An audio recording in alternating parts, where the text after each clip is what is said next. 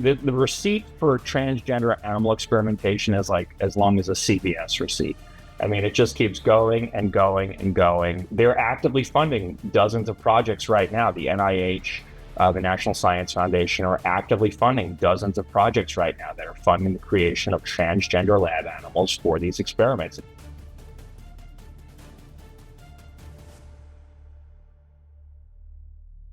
The amount of times that I have heard the phrase transgender mice in the last week is truly incredible. The left is still litigating the veracity of this claim from Donald Trump's joint address to Congress last week. $8 million for making mice transgender. This is real. Now, that claim has since been mocked by Saturday Night Live, Jimmy Kimmel, CNN, and others. Let's just watch this clip, listen to this clip of Touré on CNN from a couple of days ago. But look, I would also like to see this done with honesty when the president comes in and says, we're giving all this money for transgender mice, and it's transgenic mice, which actually help us fight cancer. Or when they say, oh, we cut $8 billion, it was actually $8 million. You're not doing this in an honest and transparent way. And even worse, you are pretending to be transparent when you are not. And, you know, if this was a movie or a book and this person cut the Department of Education and then showed an absolute lack of understanding of government in his behavior, you'd be like, that was too on the nose. You can't have him cutting the DOE and then not knowing enough to do his job. The incompetence is rank, and we are all dealing with his now inability to understand what tariffs actually are and do. And we're all saying, tariffs go this way. And he's like, no, I think they go that way. I had a somewhat interesting experience with these transgender mice last week. CNN posted a long fact check after Donald Trump's speech claiming this particular line was incorrect, and that piqued my curiosity. So I went to a group called White Coat Waste, which does incredibly interesting work trying to get politicians, especially budget hawks on the right, to care about animal testing. They were instrumental in uncovering the Wuhan lab funding, which also likely led us closer to the source of the COVID outbreak. Now, as it turns out, White Coat Waste had the receipts on the transgender mice claim, and then some. If anything, Donald Trump's $8 million figure seems to be an undercount. CNN actually issued a correction to its fact check, writing, quote, an earlier version of this item incorrectly characterized as false Trump's claim about federal money being spent for, quote, making mice transgender.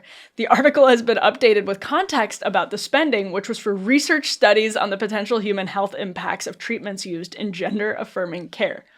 Ever since, the claim that Trump and his allies are mistaking transgenic mice for transgender mice has been used to discredit Elon Musk and DOGE, but I actually think this is a really important and pretty fascinating case study in the left's, I'd say, hollow fixation on, quote, expertise, and the media's inability to litigate these questions without or with any semblance of neutrality when their knee-jerk assumption is that everything Trump says is dumb. And somewhat ironically, that's the lesson the media should have learned after calling the claim that there was, the Republican claim, that there was some potential for a lab leak in this situation, a racist conspiracy theory. If ever there were a time to learn the lesson and have some humility, it actually would have been on the lab leak and some of the facts that White Coat Waste was highlighting at the time. So I wanted to hear straight from White Coat Waste, which produced this research. Justin Goodman is a senior vice president over at White Coat Waste and truly one of the most interesting people in Washington, D.C. He used to work at PETA. He's testified in front of Congress, and he's helping DOGE right now. So let's bring Justin in. Justin, thank you for being here. Thank you for having me back. I just have to start with the first question. It's on everybody's mind right now, Justin. What is the truth about trans mice? Are you wrong? Was Donald Trump wrong? Is this just purely about transgenic mice? Or is the government actually using taxpayer money to experiment on transgender mice? What's going on? The truth is Donald Trump is right. We have receipts showing the federal government has wasted over $250 million on experiments creating transgender lab animals and then conducting experiments on them where they're testing drugs and vaccines, looking at their behavioral and mental health after receiving transgender affirming surgeries and hormone therapies, electroshocking them, forcing them to swim until they become desperate, and drown to test whether they're depressed or not. And in one example that Congresswoman Nancy Mace has highlighted that we exposed, they're giving female mice testosterone to create transgender male mice and then overdosing them with GHB, which is like a rave party drug, to see if this sex party drug, if the female transgender mice are more likely to overdose on this drug than mice who are not receiving testosterone therapy. So there is a long, the receipt for transgender animal experimentation is like as long as a CVS receipt. I mean, it just keeps going and going and going. And they're actively funding dozens of projects right now. The NIH, the National Science Foundation, are actively funding dozens of projects right now that are funding the creation of transgender lab animals for these experiments. It is absolutely true. The left is like losing its mind trying to defend this stuff because I think it violates so many sensibilities they have about science is real and hating Donald Trump and whatever they have else they have on their lawn signs. This like violates all of those credos. So it's upsetting for a lot of reasons that it's true. It's disappointing, however, that you see the press on the left and people like Jimmy Kimmel, Rachel Maddow, Saturday Night Live, Van Jones, all these people going on TV saying it's, these are lies when it's 100% true. There's no confusing it. I mean, even people who were defending these experiments and first called them false have, Forbes and CNN had both had to issue corrections to their claims that it wasn't true. And then you have like Ben Ryan at the New York Times who said it wasn't true. Then I sent him receipts and he said, okay, it's kind of true, but they're not really transgender animal experiments because the animals can't tell us what gender they feel like they are. And then that one took off a little bit too. So it's been an interesting, week of people kind of trying to jujitsu this thing to make it seem like it's not happening when it actually is. And the problem is way worse than Trump made it out to be, actually. Interesting. Okay, so one of the criticisms that you've gotten, and you have valiantly spent the last week defending yourself and white coat waste from, is this idea that actually it's transgenic mice, not transgender, transgenic. And transgenic does not mean the same thing as transgender. It's an injection into the animals in order to basically test different drugs. It's not the same thing as transgender. So tell us why that criticism, Justin, is incorrect, because it's been everywhere from CNN it's been all over X, like mega viral posts attempting to dunk on you guys, but that distinction's actually not as important as they think it is here. Am I right? Yeah, it's actually wrong. It's an intentional attempt to mislead people and make white coat waste and our supporters in Donald Trump and DOGE sound stupid when actually the people saying it are the dummies, because, transgenic mice, that is a very common practice in biomedical research where they alter mice's DNA and do different experiments on them. That's been going on for decades. Obviously, white coat waste opposes taxpayer funding for that, but that's not the issue here. The issue here is actual transgender lab animals. And if you look at the grant abstracts, the grant titles, the papers that are being published using this NIH funding that are reporting the results of the experiments, these NIH-funded animal experimenters themselves are saying we are creating trans feminine mice, trans masculine mice, transgender mouse models, transgender rat models. That is actually the intention of the experiments. We are not translating their terminology in the wrong way. They are literally using these experiments, and they're actually, the excuse they used to get the funding in the first place was that these experiments were going to prove, allegedly improve our understanding of the transgender community. They use keywords like transgender. They've gotten DEI grants are funding some of this stuff that are supposed to be focusing on underserved minority populations' health. The whole idea of these projects is to do experiments on transgender health. And how they're doing that is creating animal models, in this case, mice and rats, monkeys in some cases, by giving male mice estrogen, cutting their testicles off, and creating trans feminine mice. And they're doing they're giving female mice testosterone to create transmasculine mice. And they're calling them transgender animal models. This is exactly what they're doing. There's no confusion between transgenic and transgender. There happens to be in some of these cases, in some of these experiments, these transgender experiments, they are using transgenic animals, but that was never, no one's confused about that. Donald Trump is not confused. The White House is not confused. White Coat Waste Project never got that confused. We are using the experimenters' own documents, their own grant documents, their own publications to prove that this is happening. And again, the problem is worse. Donald Trump talked about in his State of the Union, he talked about the $8 million spent on creating transgender lab mice. $8 million was just the cost of a few projects that DOGE cut the next day. But actually, there's tens of millions actively being spent on these experiments, and we've documented over $250 million spent on them over the last few years. So the problem is real. It's worse than Trump said. And that whole transgender line of attack on what we're doing, that didn't start with Trump last week. I testified at a hearing in early February, on February 6th, my birthday, about some of the horrendous and wasteful animal experiments the White Coat Waste Project has uncovered over the last few years. It really ran the gamut, all types of things, poisoning puppies, killing kittens, and also transgender lab animals. And that's when this kind of started going viral. We released this information in December. Washington Examiner covered it. Some other press covered it.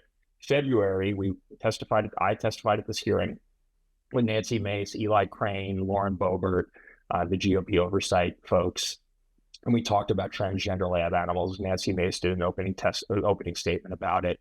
And that's when you saw online this trend, that Nancy Mace was getting transgenic and transgender confused. She never got that confused. She was absolutely right about what she said.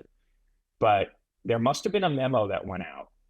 Someone either saw this organically and thought it was a great idea or came up with this, and this just got amplified. No one knows what the hell transgenic mice are. These left-wing influencers on social media have never heard of a transgenic mouse. They don't know what that means, but all of a sudden everybody is saying, oh, duh, they mean transgenic, not transgender. And millions and tens of millions of people are seeing and sharing this stuff. This didn't happen organically. There's no way that you have people, again, like Van Jones, Rachel Matt, all these people talking about transgenic mice on TV as if they know what they're talking about. They have no idea. Someone decided this is the only good argument we have to make these people look stupid. Let's run with it. And the We Believe in Science community just wholeheartedly ate it up. I mean, I was just looking at Rolling Stone has ran a couple stories and keeps tweeting about this. Cory Booker, who's been a great friend of White Coat Waste for years, led bills to end animal testing, is calling this, he had a tweet where he said it was bizarre lies from Donald Trump about transgender mice. It's like these people really see it as a threat to kind of the fabric of everything they believe in. And it's disappointing because we're thrilled. We ended a bunch of horrible animal tests. Transgender, ultimately, White Coat doesn't care. We're happy that the animal experiments got ended and animals are being saved and tax dollars are being saved, and that's our mission. So we're thrilled about it. But people are missing the point and burying the lead here. The lead is that Trump, whatever people think about Donald Trump, his last administration made historic progress to end animal testing. Biden was incredibly disappointing, tried to reverse a lot of that progress. And now Trump is picking up where he left off. He cut a bunch of these transgender animal experiments. He cut off a Fauci-funded animal testing grant to a lab in China that we'd exposed. And we expect more of this to happen. It's just disappointing that people who claim to care about this issue are trying so hard to debunk something that's absolutely true. Yeah, it's also fascinating, as you're saying, to try and anatomize how these narratives are being built both in the media and on social media. Has DOGE brought you in at all? Like Elon Musk has referenced your work. Is there, have you been in contact with them to help them maybe locate some obvious sources of waste? Yeah, so we've been in touch with DOGE since the beginning of the administration and we've sent them billions in cuts, line itemed, dog and cat testing, animal labs in China, transgender animal experiments on animals where they're implanting tissue and organs from aborted human fetuses into lab animals, other foreign spending, USAID spending. So yeah, we've given them long lists of projects that are ripe for the chopping block that we've been exposing for years and just waiting for someone who actually has the political will and courage and appetite to cut these things. Because, in addition to being horribly cruel, despite what happened in Wuhan, we exposed in April 2020 the Fauci's funding for the Wuhan lab. Fortunately, a couple of days later, Trump went on TV, cut it, which was amazing.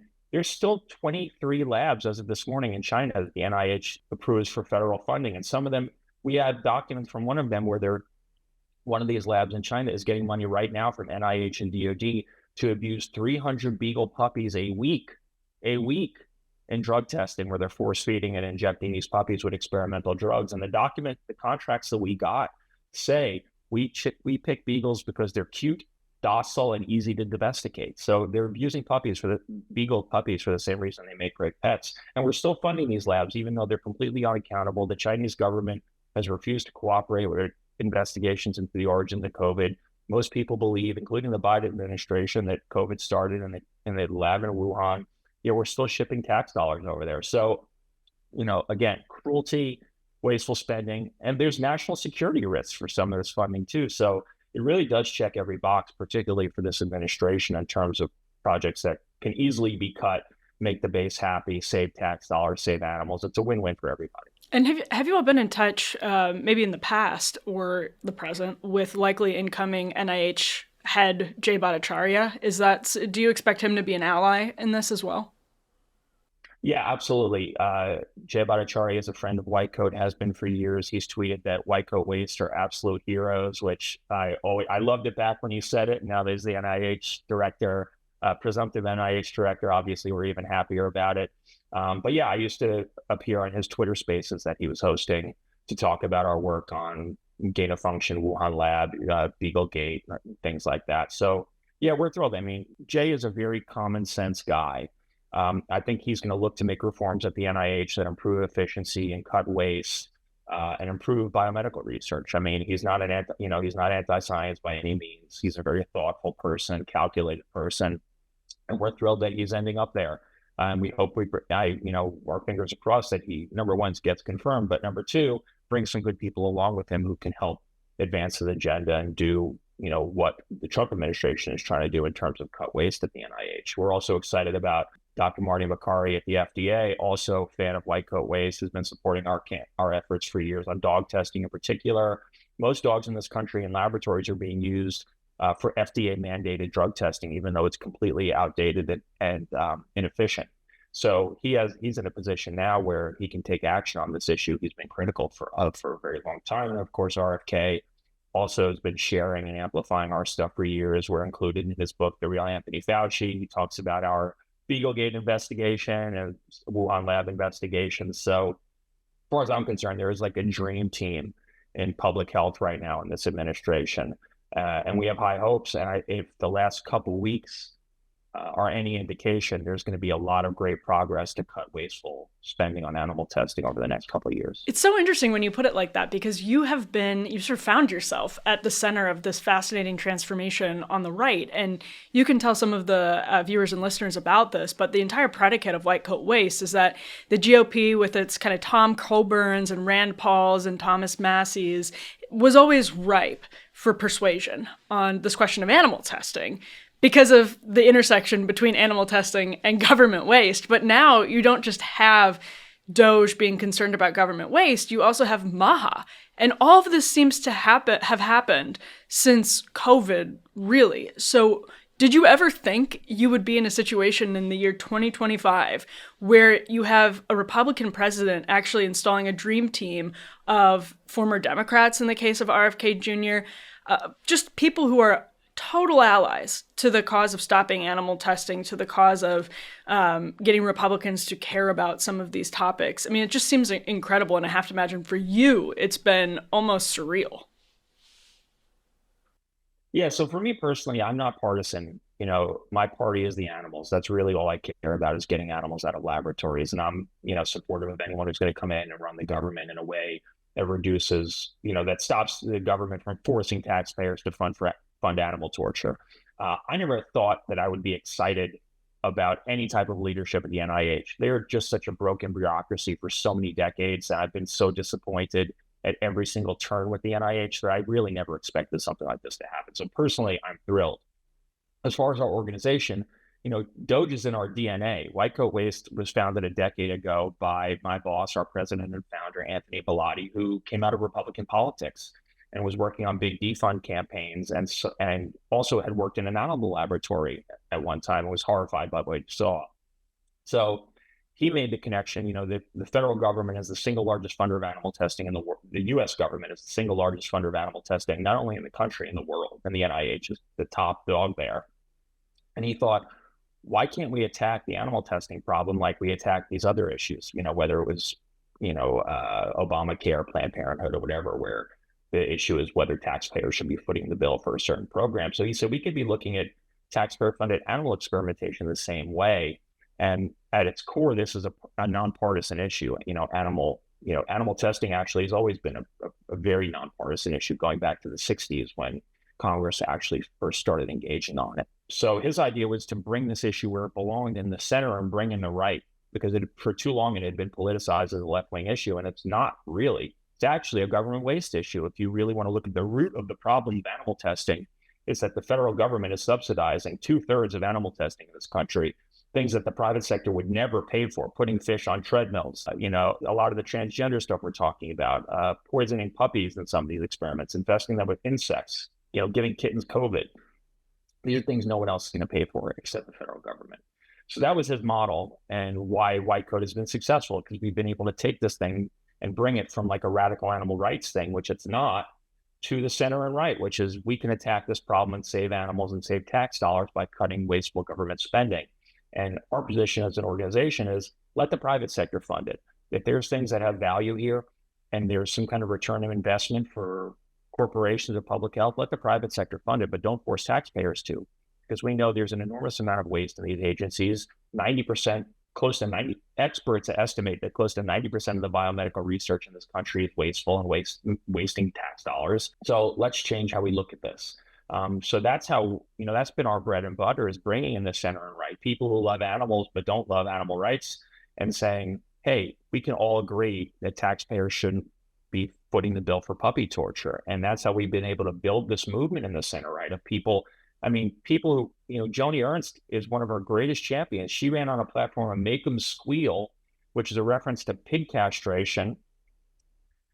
She's no friend to animal rights people, but she is one of our biggest champions because she is skeptical of government spending and loves animals. And this is like the perfect intersection for her. Senator Rand Paul, another one of our great champions, every year in his Festivus reports, he includes examples that we exposed of wasteful taxpayer-funded animal experiments. This year in his Festivus report, he had USDA and Fauci-funded COVID infection experiments on kittens, an NIH project where they're putting kittens on hydraulic tables and spinning them around hundreds of times to make them motion sick and nauseous for motion sickness experiments, and a $10 million DOD project where they are shoving marbles up cats' butts and then electroshocking them to make them poop out the marbles in constipation experiments. So listen, if you want examples of stupid government spending to make people think twice about how the government's spending their money, this animal testing is really where it's at. And we're really proud of the fact that we've been able to build this movement of folks in the center right, small government folks who love animals and don't want to see their money wasted this way. This is like a magical time for us. And people say, to catch lightning in a bottle, you got to build the bottle first. So we built the bottle, and we're here to catch the lightning.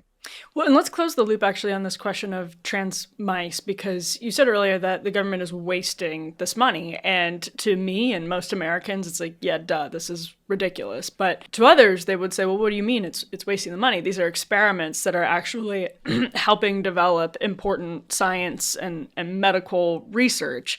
So just to play devil's advocate for a second, is this money wasted? And I know you spent your career, talking about why this money is wasted. But for the uninitiated outsider, why is this a waste of money on the mice in particular? Because no matter how many mice you castrate and inject with estrogen or testosterone, they are not going to mimic transgender humans. We are just biologically different. so extremely that nothing you do in a mouse is going to translate to a human, especially when you're doing these types of manipulations and creating transgender animals that don't exist in nature. So, and that's why you look at FDA's and NIH statistics that show 90 to 95% of drugs fail in human trials after being safe and effective in animal tests, because there's just fundamental biological differences there. This stuff does not translate. And that's the waste in white coat waste name. That's where it comes from, is that the government is spending $20 billion a year on animal experimentation, and virtually none of it is ever going to make it to the bedside and to the market to improve human lives. Basically, the only people benefiting from this are the people who are getting paid to conduct these experiments or lining their pockets, and the colleges and universities that are raking in billions of dollars for these grants and for administrative slush fund money that comes along with those grants. That's why everyone is so upset right now about these big cuts that the NIH is making, not only to transgender stuff, transgender animal experiments, but they're limiting the amount of NIH funding that can go into these administrative slush funds at colleges and universities. That's why everyone's up in arms, because animal testing is big business. Colleges and universities and private companies are raking in billions of dollars of tax money every year, and they don't want the faucet shut off. So that's why they're up in arms. It's not because they're saving lives. They're not saving lives. They're wasting a lot of money. People don't like it. They're hip to it. And there's people in government who actually want to do something to fix the problem. And that's where all the outrage is coming from. It's people who have a vested interest in this stuff continuing, even if they're the only ones benefiting. And finally, Justin, I've watched you be knee deep in the media reports and the media fact checks over the last several days since Trump's joint address. And I'm really curious because you're like a policy guy. This is, like you said, this is about the animals for you. Your party is the animals, but you must be learning some very frustrating realities about the media throughout all of this. I mean, obviously, as you guys were investigating COVID origins, I've talked to you about this before. It was probably very eye-opening to see the media coverage. In this case in particular, what has it been like to watch journalists attempt to fact-check the president and end up sort of making themselves look foolish in the process? Yeah, so this isn't our first rodeo. As you mentioned, you and I have talked about this a lot. April 2020, we uncovered Fauci's funding for the Wuhan lab, where we were called conspiracy theorists and nuts. Turns out we were right about everything. Fauci did fund the Wuhan lab, and that probably is what caused COVID. 2021, we exposed Fauci's funding for beagle testing in labs around the world. Washington Post ran a number of hit pieces about us, as did others. There was a cover story in the Post at that time that said fake beagle research claim. Fast forward 3 years, late last year, Glenn Kessler, the Washington Post fact checker, actually revisited it and said we were right. So this is the third time that one of our stories has really gone viral and has split the country and split the media. So I think it was very, very aggravating the first two times, and a little scary the first couple times, where you're like, what's up, what's down? You're confused because you have these trusted media sources like New York Times, like Washington Post, saying that this thing to be true is a lie. And that's disorienting. And you also don't know how to fight back, because you're like, well, we have the facts and no one's listening. And that's frustrating. When you have the receipts, you're like, no, we have the grant documents. We have all of the evidence showing the paper trail for this, whatever it is, whether it's beagle testing or Wuhan lab. And there are these people who have the power to inform millions of people across the country are ignoring it and lying, continuing to lie about it, even though they've been presented with the evidence. So this time, it's just disappointing. It's just disappointing that we are in the same place where just because something maybe is unpopular or makes the wrong people look good to the left, they don't want to admit that it's the truth. So, like I said, I think I'm just disappointed that we haven't learned, the media hasn't learned its lessons. And honestly, media consumers haven't learned their lessons, and they're just running with the transgenic versus transgender talking point, which doesn't make sense. It's not true. And no one even understands what it means, yet they're just retweeting it reflexively because the right people are saying it to them. And those people have an agenda.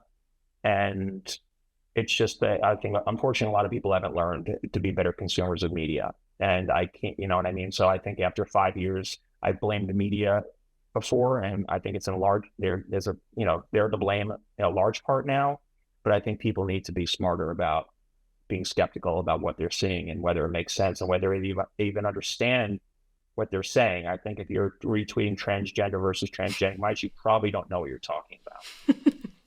Justin Goodman, this has been fascinating. Thank you so much for taking the time to break it down for us. Thanks, Emily. Thanks for tuning in. It was so good to have Justin on the show. I think his arc is really fascinating. I first met him actually in Senator Joni Ernst's office sometime in 2020 during a briefing on the research that they were increasingly producing on our funding, U.S. taxpayer funding of that lab in Wuhan via federal grants. So to see how the Republican Party has sort of absorbed some of this very interesting ideological opposition to animal testing actually is part and parcel of exactly what white coat waste, as Justin pointed out, has always been trying to sell the Republican Party, that it's not just about animal testing, it's about government waste, it's about government abuse of taxpayer dollars in ways that, they're not just wasteful, they're actually actively harmful. So this is kind of a gateway drug to MAHA is pretty interesting, and I think undercovered by a lot of the media, that as people started to follow the work that Justin was doing via Musk and obviously Joe Rogan in that case, and via some of the exposés they've done on Anthony Fauci, their work has been cited in some of those explosive congressional hearings. I think it's been part of that. It's been part of the constellation of, gateway drugs from MAGA to MAHA, and in some ways that are very positive changes, I think, for the Republican Party. So the theory of the case when white coat waste kind of started is being proved correct, and in a way I don't think anybody ever really expected. But it's a really interesting, I think, glimpse at how when Musk talks about waste, fraud, and abuse, and Trump talks about waste, fraud, and abuse, it's not just sort of about excessive funding. It's kind of about what happens in the dark when you have these agencies that are so big and so powerful. They're almost too big and powerful to really be under the daily, hourly control of a political administration. So a new administration brought in by a partisan president, whether Democrat or Republican, these agencies are so sprawling and labyrinthine now that not only do they spend money wastefully, but they also spend money really recklessly and in ways that the American taxpayer would oppose if it were exposed. The work that they're doing and that they started really getting attention for back in 2020 from a lot of people who are interested in this, really, really fascinating. And just the media coverage, too, has been a great case study in exactly how easy it is for journalists to err. Again, Justin used to work for PETA.